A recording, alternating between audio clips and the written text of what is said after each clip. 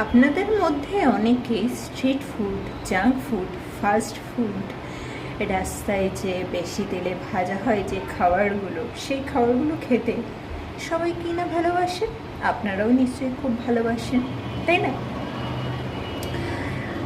কিন্তু বাড়িতে রান্না করা সবুজ শাকসবজি, আহা, সুস্বাদু স্বাদের ফলমূল, আমাদের নিজের হাতে বানানো টেস্টি টেস্টি রেসিপি বাড়িতে কম তেলে, কম ঝাল মশলা দিয়ে, বা দোকানের থেকে অতিরিক্ত ঝাল মশলা না দিয়ে, সেটা ততটা খুব একটা বেশি জনের মুখে রোচে না, তাই তো? বাইরের খাবারকেই প্রায় সময় আপনারা প্রায়োরিটি দিয়ে থাকেন। কিন্তু আপনারা একটা ভুল করছেন, জানেন কি সেটা?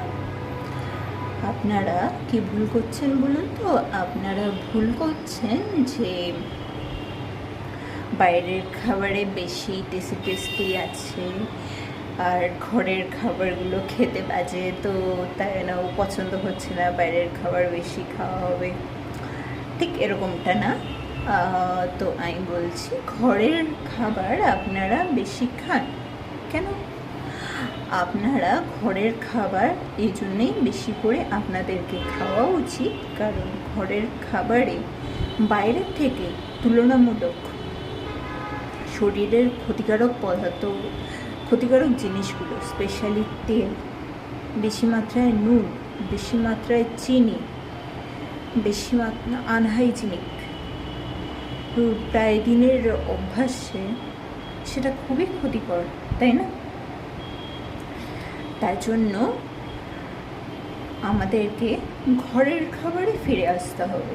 এবার সেই আদতটাতে আসার জন্য সেটা খুবই কষ্টসাধ্য হয়ে পড়ে আমাদের জন্য। তাই আমরা প্রথমে একদম টার্গেট নিয়ে নেব না যে আমরা একেবারে বাইরের খাবার আমরা ছোবই না, কেমন? কারণ এতে হলে কি হয় জানেন? এতে হলে আপনি একবারেই ডিরেক্ট বলছেন যে আমি তো ফাস্টফুড, জাঙ্ক ফুড, কিছু বাইরের খাবার দাবার খাবো না। তো এবার আপনার ব্রেনে কাজ করবে যে আমি তো আর খাবোই না, আজকের দিনটা খেয়ে নিই।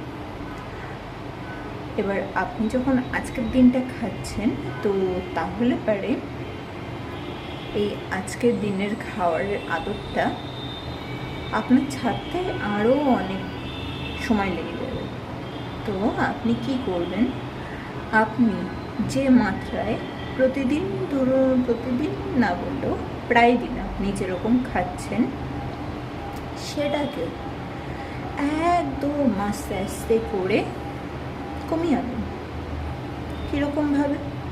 ধরুন আপনি দিনে আপনার যখনই আপনি ফাস্টফুড, জাঙ্ক ফুড খেতে চান, তখন আপনার চারটে মিষ্টি খাওয়া লাগে। চারটে মিষ্টি এতে বা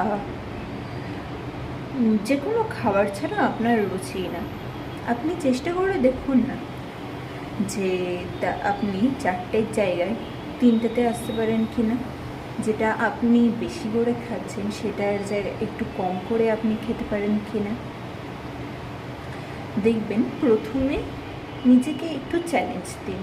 প্রথমে আপনি এটাকে টিকিয়ে রাখার জন্য কি করবেন? আপনি ধরুন আজকে ঠিক করলেন আপনি চারটে মিষ্টির জায়গায় আপনি আজ যেদিন আপনি বাইরে খেতে যাচ্ছেন সেদিন তিনটে মিষ্টি খাবেন, একটা মিষ্টি বেশি খাবেন না। এবার আপনাকে সেটা করতে হবে। এবার ব্রেনকে কাজ করানোর জন্য আমাদেরকে সেই যে আপনি তিনটে মিষ্টি খাবেন তার রিওয়ার্ড সিস্টেম হিসাবে আপনি আপনার পছন্দ মতো যে কোনো জিনিস করতে পারেন। বাইরের খাবার দাবার খাওয়াটা নট অ্যালাউড, তো সেগুলো বাদ দিয়ে, যেমন নাচ, গান, আঁকা, কোথাও আপনি ঘুরতে গেলেন, কোনো একটা বই পড়লেন, এরকম টাইপসের, ঠিক আছে? আপনি বললেন আমি আজকে ঘুরতে যাবো, কোথায় যাবো? খাওয়ার দোকান বাদ দিয়ে, কারণ ওটা আপনি অ্যাভয়েড করছেন। হ্যাঁ, তো আপনি ঘুরতে গেলেন, সবার সাথে হ্যাং আউট করলেন, হুম, তারপরে এরকম করে আপনি প্রতিদিন আপনার হিসাব মতো একটু একটু করে কমান। আর আপনি যখন সেটা করতে পারছেন তখন আপনি আপনাকে একটা রিওয়ার্ড দিয়ে দিন। তাতে তাতে কী হলো, আপনার ব্রেনও খুব খুশি হলো, আপনারও প্রফিট, মানে আপনারও সুবিধা হচ্ছে, এবার কোনো দিকে কোনো ক্ষতি নেই, তাই না? তারপর এবার এটা যখন আপনি কন্টিনিউ করবেন তখন না মাঝে মধ্যে একটু হলেও প্রবলেমস আসবে, ঠিক আছে? তো তাতে একদম ঘাবড়িয়ে যাবেন না।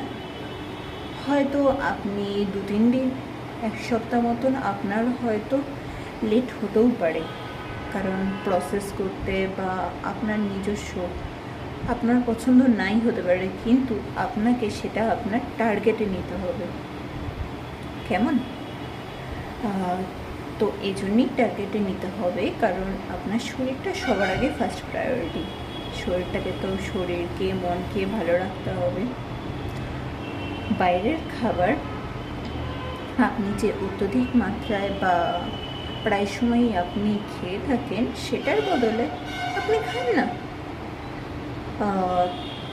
2-3 মাসে একবার বা দুবার। লাস্টলি, আপনারা যারা এটা মন থেকে সত্যিকারেই করতে চান তারাই একমাত্র করবেন, কারণ কোনো একটা টার্গেটে সাকসেস পাওয়া কিন্তু মুখের কথা একদম না। তো এটাও আপনার লাইফে কিন্তু ওয়ান অ্যান্ড অনলি টার্গেট, ঠিক আছে? তো টার্গেট সাকসেস করার জন্য আপনি রেডি তো?